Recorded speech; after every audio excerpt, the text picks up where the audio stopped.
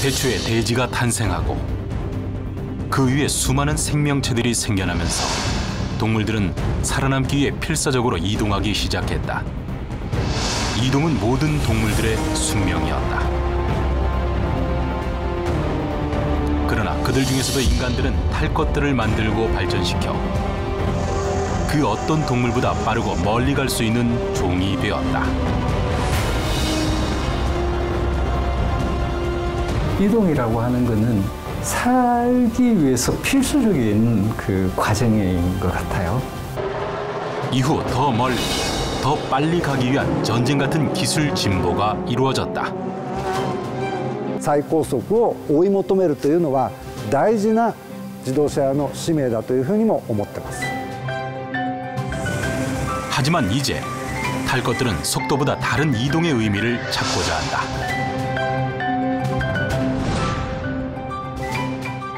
이동하는 동안에 내가 원하는 것을 무엇이든지 할 수 있는 자유, 그리고 시간을 줄이는 욕구에서 그 시간 속에서 내가 어떤 걸 할 수 있을지에 대한 욕구, 이렇게 욕구가 변해가면서 이제는 그런 패러다임이 달라지고 과거엔 경험하지 못했던 것들을 향한 탈 것들의 도전과 변화가 시작됐다. 즐거움을 찾는 자아실현의 욕구로 이동이 바뀔 거라고 생각합니다.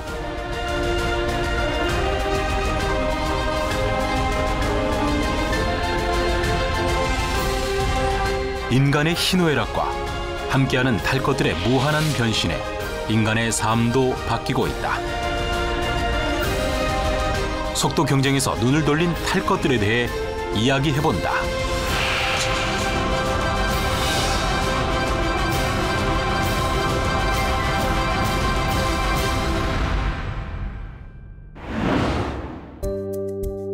예로부터 해온 조선업 등이 번성한 항구 도시, 일본의 오노미치시.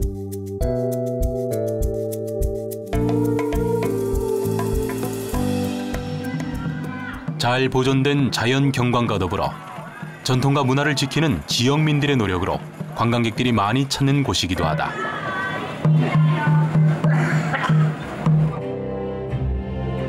그리고 오노미치시에 인접한 해상국립공원 세토나이에는 느릿느릿 유유자적 바다를 유영하며 천여 개의 다도해를 탐험하는 간츠가 있다.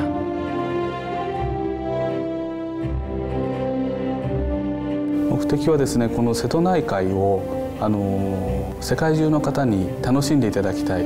その際にどういった形で楽しんでいただけるかという部分で、海からやはり瀬戸内海を眺めていただくのが一番だろうということで、まずこのガンツという客船を作るに至りました。 세토나이는 일본 혼슈 서부와 규슈 시코쿠에 에워싸인 내해로 시선을 두는 곳마다 절경이기 때문에 천천히 마치 그림을 보듯 즐기고자 하는 사람들이 많다. 때문에 모든 시설이 속도보다는 천천히 느끼는 것에 맞춰져 있다. 간츠의 엔진도 이와 같은 감상을 방해하지 않기 위해 일반 선박과는 다른 기술로 제작되었다. 通常船ですとディーゼルエンジンで船が動くんですけれども、ガンツーは電気推進船という最新の技術を用いまして発電機を搭載しまして、そちらで電気を起こしてスクリューを回すという電気推進船のシステムを採用しています。これによって船が感じる振動とか揺れというものを最小限に抑えるような構造になっておりまして、特に皆様がお休みになられる夜はもう瀬戸内海の波の音を聞きながらお休みいただけるぐらい静かになっております。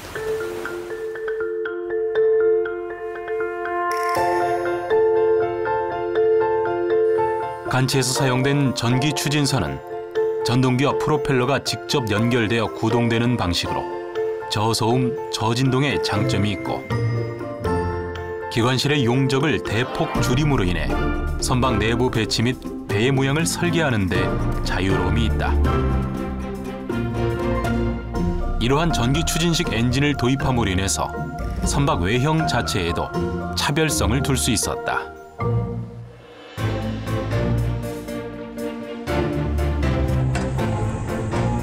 造船の作られるプロセスは全然違うので、その生成過程の慣れない違和感みたいな、それはすごく最初のうちは大変で、慣れるまで時間かかりましたね。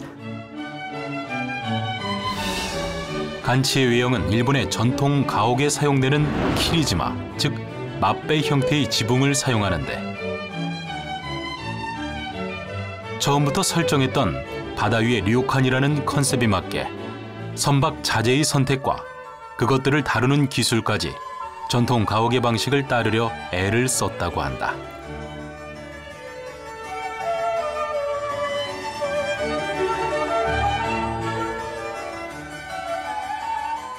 세토나이해에 인접한 마을의 다른 집들과 유사한 형태. 이와 같이 바다 위에 떠있는 일본의 전통 가옥 같은 느낌은 승객들로 하여금 선박이라는 거대한 기계라는 이질감에서 해방되게 해준다. 처음부터 바다가 목적지였기 때문에 간치를 타고 효율적으로 이동을 할 필요는 없다. 배를 타는 그 순간부터 여행은 시작되는 것이고 목적지에 도착한 것이다. 때문에 모든 시선은 이곳에서 생활하는 것에 맞춰져 있다. 通常の旅館ですとかホテルですと、そのお部屋から見える景色が全てなんですけれども、ガンツの場合は常に船が移動しますので、瀬戸内海のいろんな景色がお部屋からも、縁側からもオープンデッキからも体験していただけると思います。先ほども申し上げた海に浮かぶ小さな宿、海に浮かぶ小さな旅館のようなサービスを心がけています。 출발과 동시에 시작되는 여행. 오히려 이동 시간이 0으로 수렴되는 가장 효율적인 여행 방법일지도 모른다. 때문에 간치는 취항한 지 1년 만에 단지 19개의 객실로 500명 이상의 승객들을 맞이했고, 세토나이를 경험하고자 하는 사람들의 발길이 끊이지 않는다고 한다. 저진동 저소음의 기술력은 보다 많은 가능성을 열어주었다. 몸과 마음이 편하고 즐겁다는 것은 비단 사용자의 입장에서만은 아니다. 간치에서는 모든 음식을 배 위에서 직접 조리하는데, 배의 흔들림이 최소화되어 파고나 위험한 조리 도구들을 자유롭게 사용할 수 있도록 설계되어 있기 때문이다. 이는 곧 육지에서와 같이 승객과 선원을 비롯한 모든 사람들이 자유롭게 활동을 할 수 있다는 것. 제한된 공간에서 제한된 활동만 가능하다는 기존의 이동수단에 대한 개념을 깨버린 것이다. 고요한 바다 위를 유유자적 유영하는 배. 그 위에서 가장 안락함을 느끼는 인간. 처음에는 육중한 기계로 인간에게 다가왔던 배가 이제 기술을 바탕으로 자연을 거스르지 않는 형태로 변신했다. 인간의 역사에서 가장 오래된 이동수단 배. 그렇기 때문에 더 많은 변신을 해왔는지도 모른다. 그리고 또 다른 변화를 시도하고 있다. 그 변화는 바다 밑으로 향한다.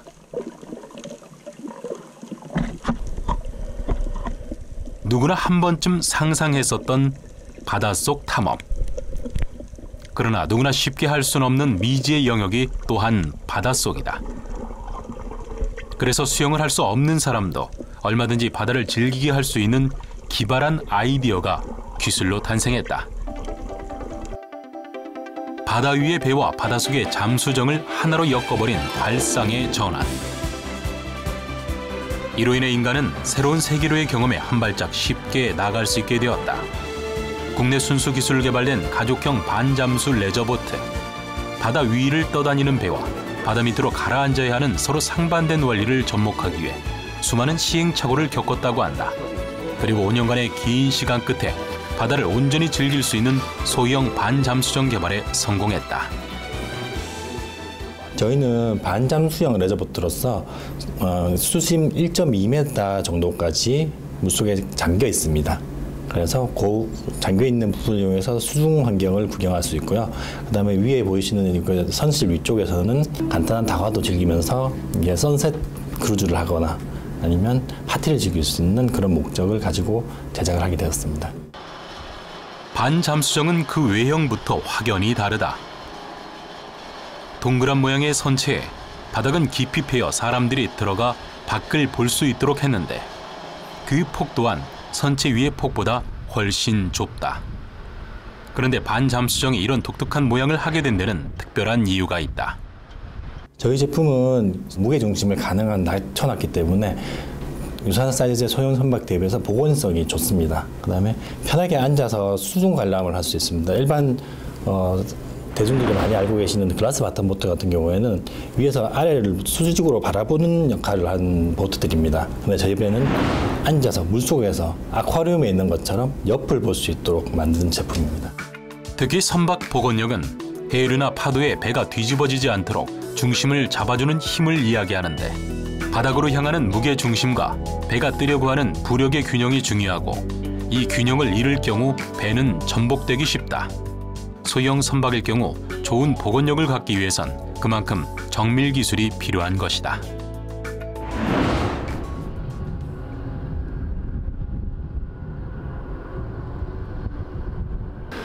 소형 선박일 경우 개인의 여행과 레저를 위해 이용하는 경우가 많아 그 작동법도 단순하게 할 필요가 있다. 일반 휠 타입으로 작동이 가능합니다. 그 다음에 스로틀 레버가 따로 있고요. 그다음에 여기 보시면 RPM과 각종 연료량, 배터리 전압 등도 확인하실 수 있습니다. 그리고 앞에 보시는 요거 장비는 수심 측정기로서 지금 현재 있는 제가 있는 이 위치에 수심이 얼마나 되는지 확인하실 수 있습니다. 선체의 4분의 3이 바닷속에 잠겨 달리는 반잠수정. 때문에 수심을 측정하는 것은 필수다.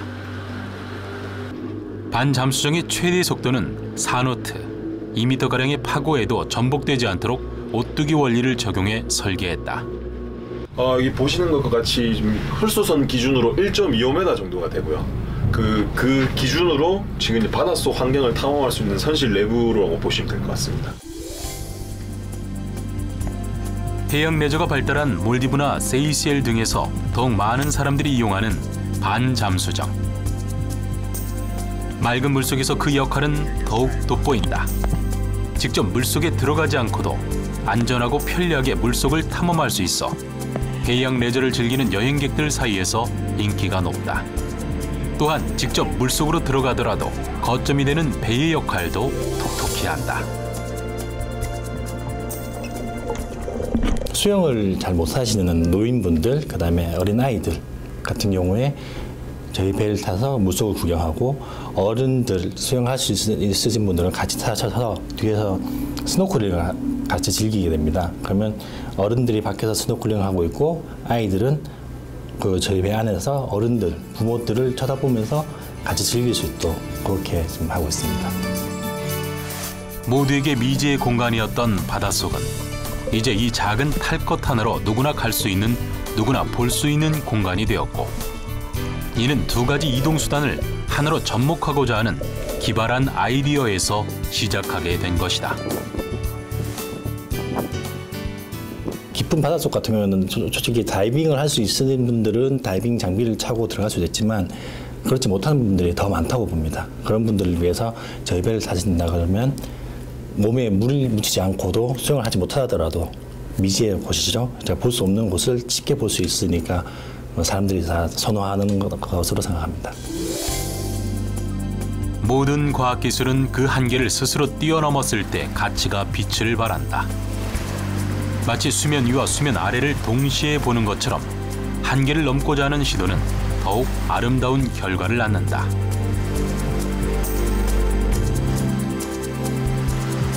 바다를 탐험하는 새로운 방법, 또 어떤 이동수단이 탄생하게 될까?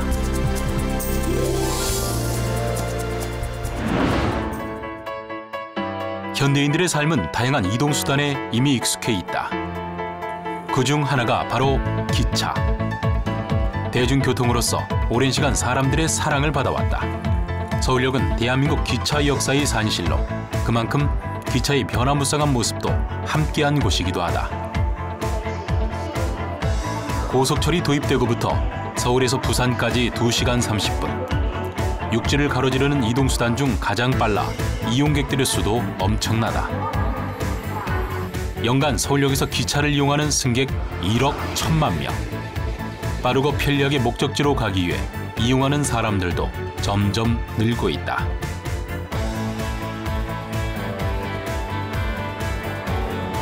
그런데 빨리 가는 기술 속에서 오히려 느림을 미학으로 삼는 열차가 있다.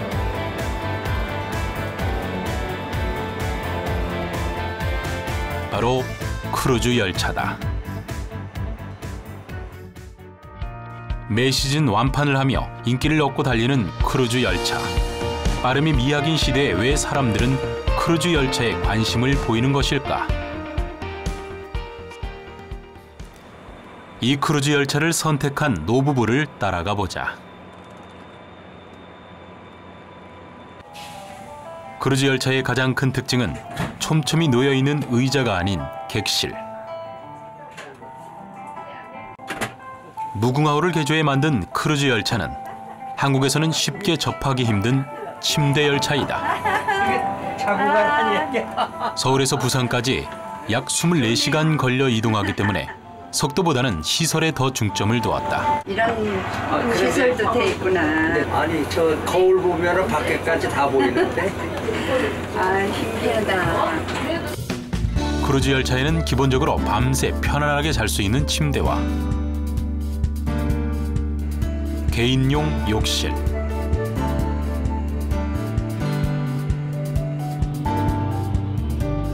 간단한 요기를 위해 간식 제공은 물론 사람들 간의 사랑방 역할을 하는 식당 칸이 있고 편의를 위한 시설들이 마련되어 있다.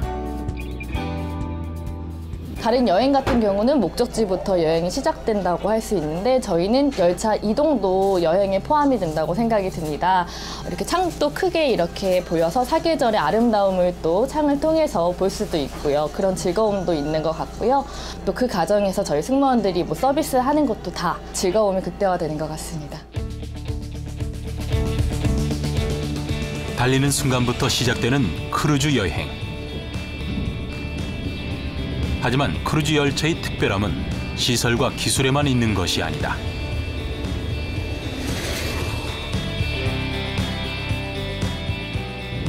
지금 10년 넘게 고객님들의 사랑을 받으면서 전국 방방곡곡 달리고 있습니다. 올해로 딱 10주년입니다. 네, 해랑은 총 8량 그리고 24개실로 구성이 되어 있다고 이렇게 나와 있습니다. 이곳에서는 조금 더 편안하게 고객님들 담소도 나누고 아니면 편안하게 쉬어가실 수 있는 공간인 것 같고요. 이제 추억을 만들기 위해서 왔기 때문에 좋은 추억 많이 만들길 원하고요. 내일 생일이 돼서 제가 같이 이렇게 공연했어요. 82살. 언제나 스쳐갈 뿐이었던 승객들 간의 만남의 장이 되는 것이 크루즈 열차만의 특징이다. KTX는 너무 속도가 빠르다 보니 사실은 풍경을 놓치죠. 보이긴 보여도 그냥 뭐랄까 그냥 스쳐 지나간다는 느낌? 근데 얘는 느리기 때문에 천천히 보면서 주변이 어떻게 변화하는지도 다 보이고 좀 더 자세히 들여다볼 수 있는 것? 그것이 이제 시간하고 맞바꾸는 그런 느낌이 들어서 더 좋은 것 같아요.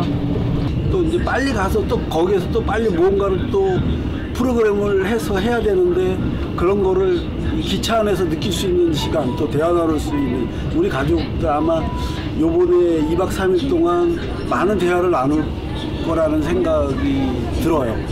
왜냐하면 함께 할 수 있는 한 공간이 오랫동안 그 시간을 가질 수 있으니까 집에서도 그런 시간 갖기 쉽지 않은 그런 생각이 좀 들고 있습니다. 시속 130km로 달리는 다소 느린 열차. 빨라야 한다는 이동의 개념을 뒤집고 천천히를 선택한 크루즈. 그러자 사람들은 낭비라 여겼던 이동 시간을 사람들과 공유하고 즐기는 시간으로 만든다. 그저 스쳐갔을 모든 것들을 잡아둔다. 직선거리의 효율적인 이동 동선 대신 오히려 둘러 가는 열차. 조금은 미련해 보이는 이동에서 누군가는 잊었던 시절을 떠올리기도 한다. 내가 근무하던 공장이 여기가 한화. 옛날 생각난다. 전에는 여기를 기차 타고 가끔 다니면서도 이렇게 보지를 못했는데 오늘은 지나가면서 우연히 보니까 내가 한 30년 전 근무하던 그 회사가 눈에 보이니까 벌써 세월이 많이 지냈구나 하는 생각에 좀 마음이 찌해지네. 조금 느리게 둘러갔던 크루즈 열차만이 줄 수 있는 선물인 셈이다.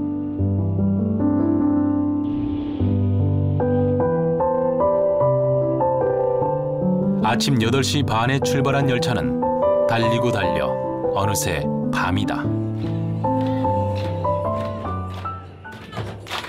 밤이 되면 크루즈 열차에서는 공연이 시작된다.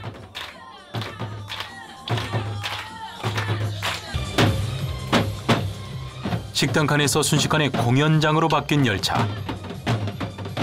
이동수단이라는 것은 어쩔 수 없이 제한된 공간을 제공하는 것이라지만 오히려 제한된 공간을 함께 이용하는 공간으로 탈바꿈하면서 이동 중이라는 것을 잊게 한다.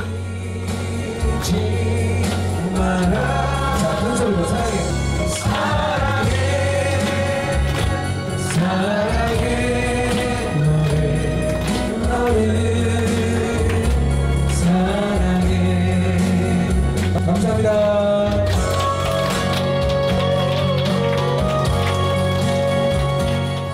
(70년대) 우리 저 완행열차 타고 청량리에서 강릉 가는 그런 기분으로 이런 열차를 타다 보니까 또 하여튼 편안하고 재밌습니다. 느린 거하고는 상관이 없는 것 같습니다. 왜 그러냐면은 우리가 여행이라는 것을 꼭 빠르게 가는 건 아니거든요. 느리게 가도 거기서 행복을 느낄 수 있는 이 안에서 즐기는 거. 느려도 좋고 빨라도 좋고.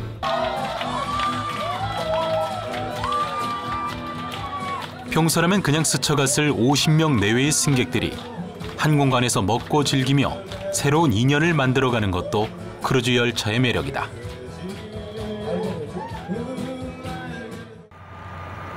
밤이 깊어지고 열심히 달리던 열차도 잠시 쉬어간다. 열차가 정차한 순간부터 이곳은 호텔로 변신. 승객들도 다른 숙소로 이동 없이 열차 안에서 잠들 준비를 한다. 목적지를 정하지 말고 그냥 가는 거야. 조금 가다가 또 쉬고 이래가지고 1박 2일, 2박 3일 전국 투어하는 그런 스케줄도 한번 잡아볼 수도 있어 이제 앞으로.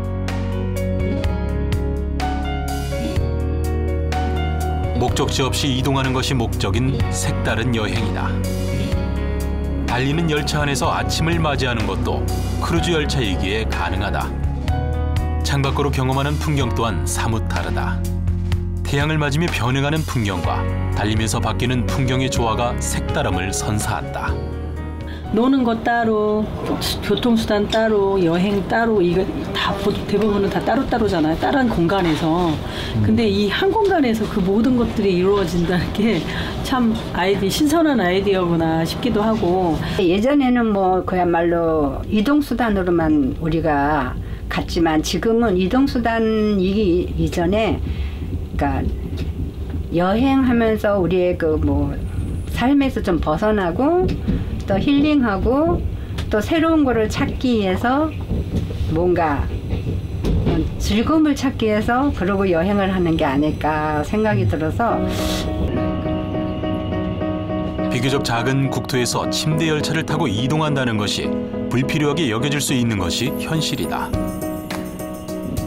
하지만 이동수단에 대한 개념을 목적지로의 이동에 두는 것이 아닌 이동하는 과정에 의미를 두는 발상의 전환이 기술의 진보와는 다른 가치를 만들어냈다. 그 전까지는 인간이 이동할 때 가장 중요한 것은 속도였습니다. 그렇기 때문에 걸어서 한 달 걸리던 거리를 말을 타고 일주일에 가고 또 자동차를 통해서 한나절에 가고 또 속도를 더 높여서 반나절에 가고 그렇게 끊임없이 시간의 단축을 추구해왔고 그 과정을 통해서 기술이 발달해왔죠. 하지만 이제 인간은 최고로 발달한 다양한 이동 수단을 통해서 시간을 최소화시키면서 이동을 할 수 있게 된 어떤 수준에 올라왔습니다. 그래서 이제는 단순하게 시간을 단축시킨 게 아니고 이동하는 그 시간 동안에 내가 그 시간을 어떻게 보낼지, 그 안에서 무엇을 할지, 이게 이제 서서히 인간의 새로운 욕구로 등장을 하는 거고요. 소위 말해서 시간의 양에서 시간의 질로 인간의 욕구가 옮겨가는 거고, 또 그걸 통해서 또 단순하게 이동의 자유를 추구하는 게 아니고 그 안에서 내가 원하는 것을 이동하는 동안에도 할 수 있는 자유를 추구하는 쪽으로 이제 점점 옮겨가는 겁니다. 세계에서 세 번째로 면적이 넓은 나라 미국. 또한 세계에서 세 번째로 인구가 많은 나라 미국. 때문에 장거리 이동에 대한 수요도 많고 길 위에서 버려지는 시간을 좀 더 효율적으로 사용하고자 하는 욕구도 늘어났다. 그러한 욕구에 부합해 새로운 형태의 탈 것들이 등장했다. 이동과 숙박을 동시에 해결해주는 야간 침대 버스와 1분 1초가 금인 비즈니스맨들을 위한 이동하는 사무실 오피스카가 그것이다. Where executives can actually travel around the countryside or through busy cities during their busy day and still conduct business or rest. They can watch TV, they can watch the news, they can get on their computers if they want, do spreadsheets, they can do GoToMeeting or Skype. Just whatever they want to do, they can do it mobilely. After seeing how guests operate, people really want, they take the service because they just want to go to sleep and wake up on the other side, right? So people that use the service a lot, or people that really want to try cabin, what they want is the feeling of being teleported. I liked that it was overnight, so I felt like I could sleep and then just wake up in a new city. And I also just kind of liked that it was a new experience overall, and a new way to travel. So I thought that was really fun. 이와 같이 이동 위에 다른 장비들을 갖추어 특수한 용도에 쓰는 차를 통칭해 특장차라고 하는데, 우리가 알고 있는 자동차의 50%가 특장차이다. 뭐 다양한 대중교통 수단은 이동 수단의 큰 도시에서 대량의 어떤 이동 수단 역할을 충실하게 하는 거고요. 점점 더 복잡해지고 있는 그런 대형 건설 현장에서 그 역할을 하고 있는 다양한 그 중장비 차들, 그런 차들도 점점 진화해 나가면서 발달하고 있고요. 요즘 또 새로운 어떤 사업의 영역으로 떠오르고 있는 푸드트럭 같은 것도 그 시대상, 사회상을 반영해서 새롭게 진화한 그런 자동차의 어떤 형태라고 볼 수가 있겠습니다.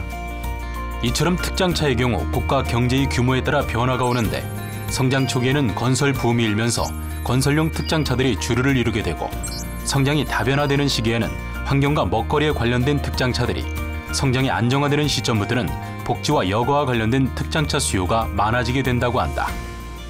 일반 이 수익이 연간 3만 달러 이상인 국민소득인 경우에는 캠핑카가 극대화되기 시작을 합니다. 특히 우리나라 같은 경우가 3만 달러 이제 넘어가기 시작을 하면서 오토 캠핑이 극대화되고 있는 시기라고 볼 수가 있거든요. 일과 삶의 양립이라는 트렌드가 대두되면서 많은 사랑을 받고 있는 캠핑. 우리나라도 지난 10년간 캠핑카의 수요가 20배나 증가했다. 또한 이 시기에는 더욱 발전된 복지용 특장차들이 등장하는데, 이들은 인간의 생명과 직결되는 의무를 지니고 보다 첨단화되어 가고 있다.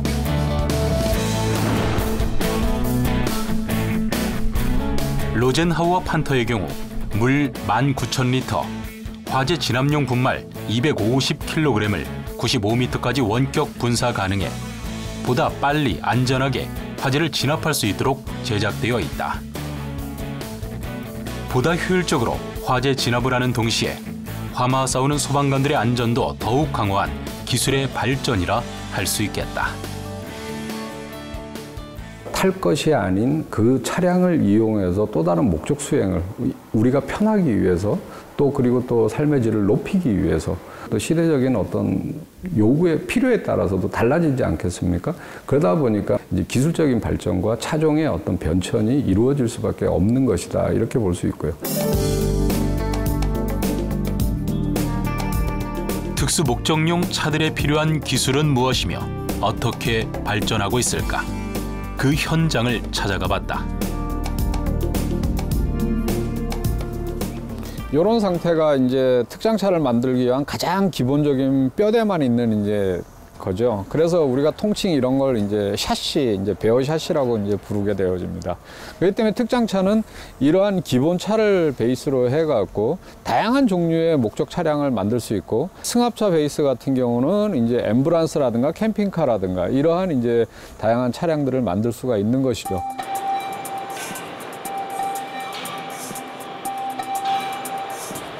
트럭, 승합차, SUV 등 기본 차체의 구조를 변경하고 각종 시설물들을 설치해 탄생되는 특장차들. 특히 사회적 약자를 위한 특장차들을 제작하는 경우 더욱 세심한 설계와 기술이 필요하다고 한다.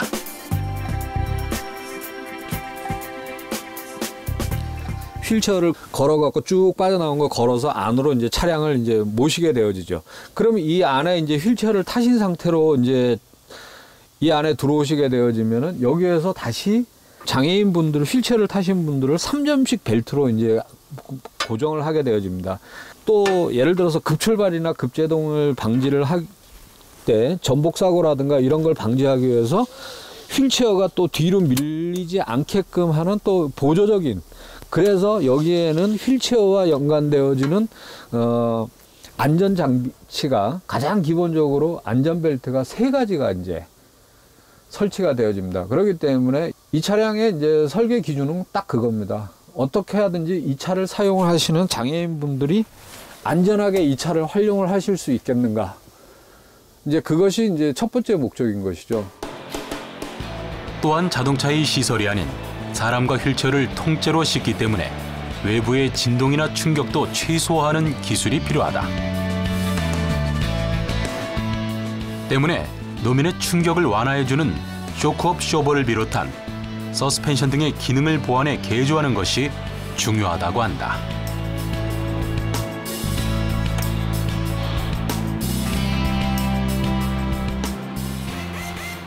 장애우차라서 휠체어가 들어갈 수 있게끔 지상고를 낮춰서 개조한 서스펜션 기능이기 때문에 가스 쇼바라든가 또 스프링이라든가 그다음에 로우암, 그다음에 어시스트암 이런 거 전체적인 구조를 일반 승용차와 똑같은 기능을 유지하기 위해서 개조를 하고 있습니다. 사용자의 목적과 입장을 고려해 점점 진화하는 이동수단. 과학에 더해진 인간애는 기술을 더욱 세분화하고 이를 이용하는 사람들의 잠재력과 가능성을 더욱 활짝 열어준다. 이처럼 무한한 가능성을 열어준 과학기술은 이동수단에 인간의 목숨을 살리는 크나큰 임무도 실어졌다.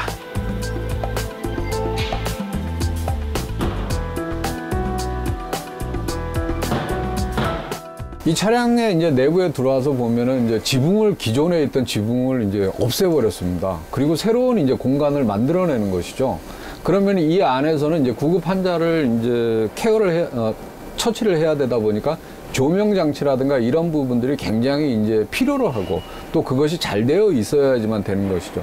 그래서 이제 다양한 이제 그 전기 장치가 이제 붙게 되어집니다. 구급차의 특성상 정밀한 의료 장비의 장착과 함께 의료지의 원활한 처치가 가능한 공간의 확보가 필요하다. 의료 장비 구동을 위해선 충분한 전력 공급이 있어야 하며 이를 위해서 배터리를 일반 자동차에 비해 2배로 증량 전압을 올려주는 변압기가 필수다. 기존의 구급차가 환자를 단순 이동시키는 것이 목적이었다면 특수한 기능을 갖춘 보다 발전된 구급차는 질병과 감염으로부터 사람들을 보호하는 역할을 하기도 한다.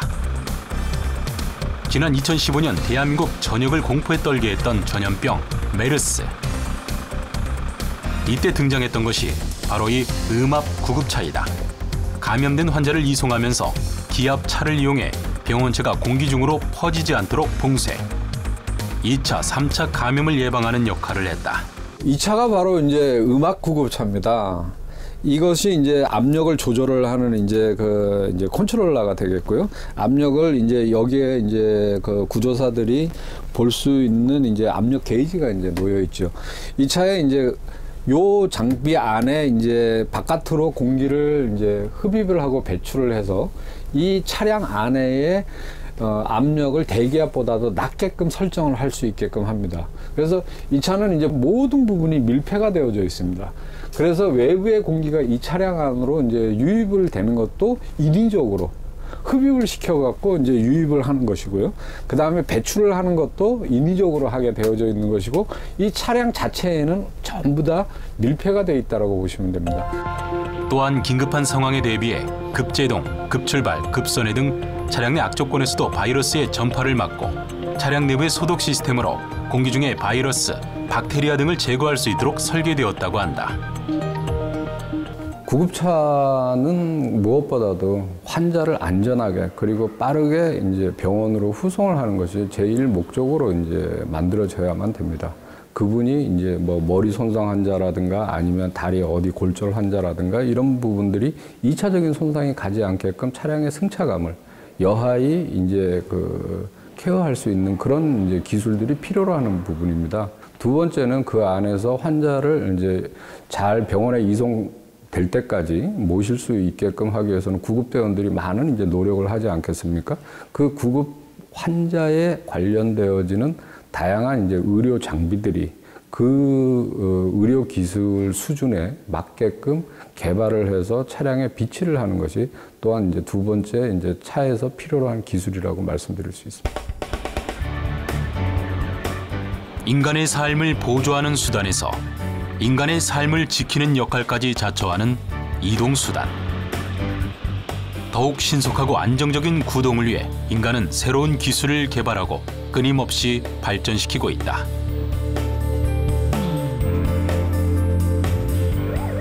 구급차의 발전은 속도의 한계를 뛰어넘는 것, 그보다 더 큰 가치를 실현하는 데 주력하고 있다. 이동하는 그 짧은 순간까지도 생명을 구할 수 있도록 1분 1초도 헛되이 흘려버리지 않도록 첨단 기술은 발전하고 있는 것이다.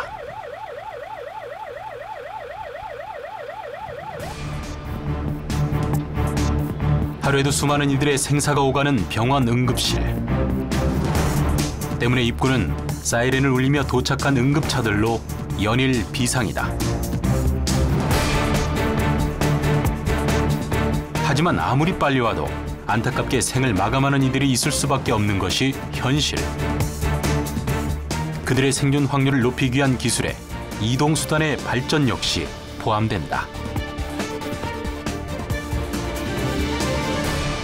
중증 외상 환자들에게는 1시간, 심혈관, 심근경색이죠. 그런 환자들에게는 2시간, 그리고 뇌졸중 환자들에게는 3시간을 저희가 골든아워라고 이렇게 표현을 합니다. 근데 그 시간에 이제 와서 환자들이 처치나 적절한 처치나 수술을 받는다면 굉장히 아웃컴, 그러니까 결과가 좋아질 수 있는데, 그렇지 못하면 이제 굉장히 결과가 나쁜 안 좋은 그런 상황이 초래할 수 있습니다. 골든아워를 지키기 위한 노력은 끊임없이 시행되어 왔다. 하지만 물리적인 거리와 현실적인 교통 상황 속 한계는 늘 존재했다. 이 안타까운 상황에서 의료진과 보호자 모두가 절망적일 수밖에 없다.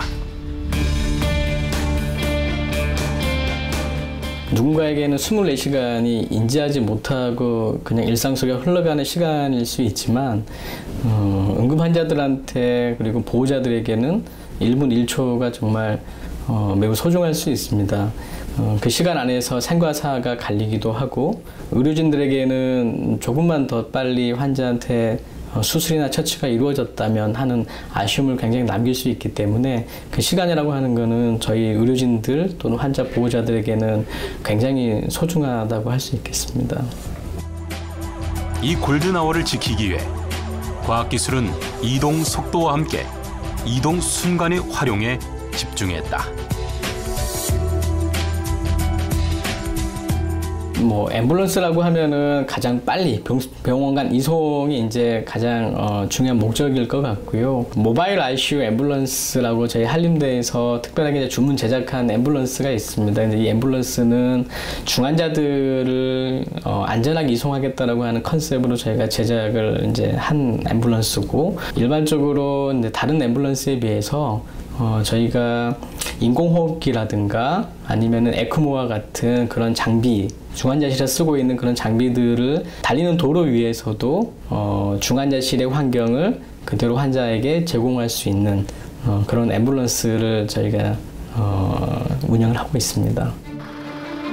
모바일 ICU의 외형적 특징은 일반 응급차보다 높은 지붕인데 의료진들이 보다 자유로운 자세로 치료할 수 있도록 한 것이다. 이전 구급차에서 할 수 있는 처치란 기도를 확보해 공기를 주입하는 것이 전부였다. 하지만 한층 발전된 구급차인 모바일 ICU에서는 보다 적극적인 처치가 가능하다.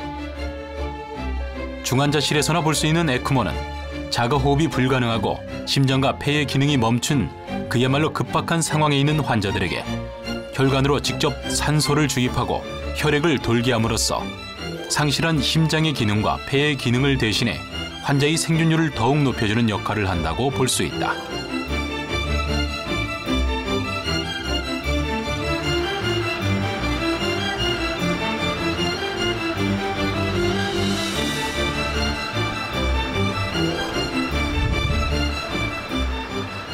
네, 저희 모바일 ICU 앰뷸런스는 달리는 도로 위에서도 에크모를 안정적으로 운영할 수 있도록 세팅되어 있는 그런 앰뷸런스입니다. 이 앞에 보시면 이 에크모 하나를 운영하기 위해서는 이렇게 이제 다양한 세트의 그런 구성품들이 필요합니다. 그리고 이제 중환자실에서 저희가 기본적으로 환자들한테 혈압이며 맥박, 뭐 산소 포화도, 심전도 이런 이제 모니터링을 하는데 이 앰뷸런스 안에서도 그게 다 가능하도록 지속적으로 동맥 혈압을 감시할 수 있는 모니터까지 이렇게 준비가 되어 있고요. 완벽하지는 않지만 중환자실 환경을 어느 정도는 좀 구현을 할 수 있지 않았나라는 그런 생각을 하고 있습니다. 이 모든 기능을 하기 위해선 차체에도 부가적인 많은 기능이 필요하다. 특히 전력 소모가 많은 장비들을 운영할 수 있는 기반 시설이 중요하다.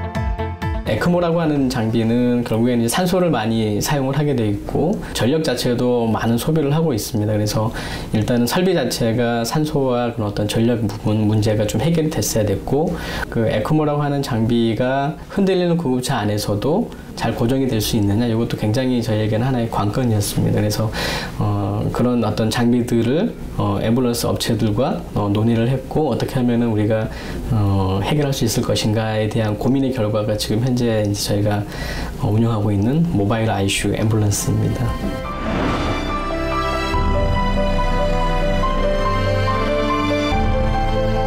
이동수단은 인간의 삶을 편리하게 하는 데만 그치지 않고 변화를 거듭해 생명을 살리는 기술로까지 발전했다. 그것은 이동을 바라보는 인간의 개념이 바뀐 결과이자 이것은 인간의 고유한 능력인 창의력의 산물이다. 이동 수단을 바꾼 인간, 그리고 그 수단을 통해 삶이 바뀐 인간. 인간은 또 어떤 이동 수단을 만들어낼 것이며 그 이동 수단은 인간의 삶을 어떻게 바꾸게 될 것인가.